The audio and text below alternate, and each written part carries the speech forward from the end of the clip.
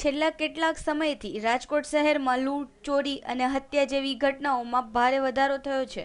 ચોર અને લૂંટારુઓ આસાનીથી કોઈ પણ ઘટનાને અંજામ આપે છે અને પલાયન થઈ જાય છે. માત્ર આટલું જ નહીં, પરંતુ હવે તો દિન દહાડે ચોરી અને લૂંટની ઘટનાઓ બની રહી છે, જે પોલીસ માટે એક શરમજનક વાત છે. તેમ છતાં પણ પોલીસ જાણે શોભાનો ગાંઠિયો હોય તેમ કોઈ કાર્યવાહી ન કરતી હોય તેમ મૂંગી બેસી રહી હોય તેમ લાગે છે. તાજેતરમાં જ શહેરના એરપોર્ટ રોડ પરથી ₹5 લાખ લઈને પોતાના ઘરે પહોંચેલા એક વેપારીના ઘર આંગણેથી લૂંટારુઓ લૂંટ કરીને નાસી છૂટ્યા હતા. આ ઘટનાને 2 દિવસ થઈ ગયા હોવા છતાં પણ પોલીસના હાથે કોઈ કડી લાગી નથી, જે પોલીસની કામગીરી પર શંકા ઉપજાવે તેવી બાબત છે. ત્યારે રોજબરોજના શહેરમાં બની રહેલી લૂંટની ઘટનાઓથી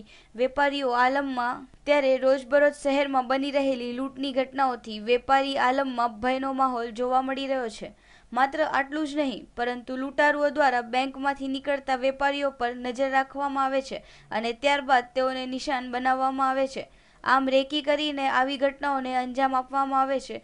પરંતુ તેમ છતાં પણ પોલીસ કેમ આ દિશામાં કોઈ નક્કર પગલાં ભરતી નથી, તે ચિંતાનો વિષય છે. ત્યારે વારંવારની આવી ઘટનાઓથી ગભરાયેલા અને મદદની આશ રાખતા વેપારીઓએ રાજકોટ પોલીસ કમિશનરને આવેદનપત્ર આપીને શહેરમાં બનતી આવી ઘટનાઓને અટકાવવા અને લૂંટારુઓને ઝડપી પાડવા માટે રજૂઆત કરી હતી. માંથી પૈસા ઉપાડી અને જ્યારે ઘરે આવે છે ત્યારે એનો પીછો કરી અને ઘર સુધી, ઘરના ડેલીની અંદર આવી ગયા પછી તો માણસ એકદમ સેફ થઈ ગયો હોય છે, તો ઘરમાં આવી અને આ પ્રકારની લૂંટ ચલાવવામાં આવે છે. બીજી એક ખાસ નોંધનીય બાબત એ રહી છે કે HDFC બેંકમાંથી જ આ પ્રકારના કિસ્સાઓ બને છે. તો HDFC બેંકમાંથી જ પૈસા, રાજકોટ શહેરમાં ઘણી બેંકો આવેલી છે, તો HDFC બેંકમાં જ આ રીતની પ્રક્રિયા થાય છે. એ શા માટે થાય છે? તો HDFC બેંકમાં પણ અમે રજૂઆત કરેલી છે, પણ રાજકોટ શહેરમાં તો 365 દિવસ ચૂંટણી આચારસંહિતા હોય એવું વેપારીઓ અહેસાસ કરી રહ્યા છે.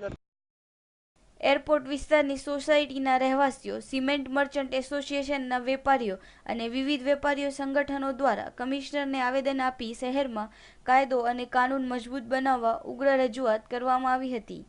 Bureau report, news online, Rajkot.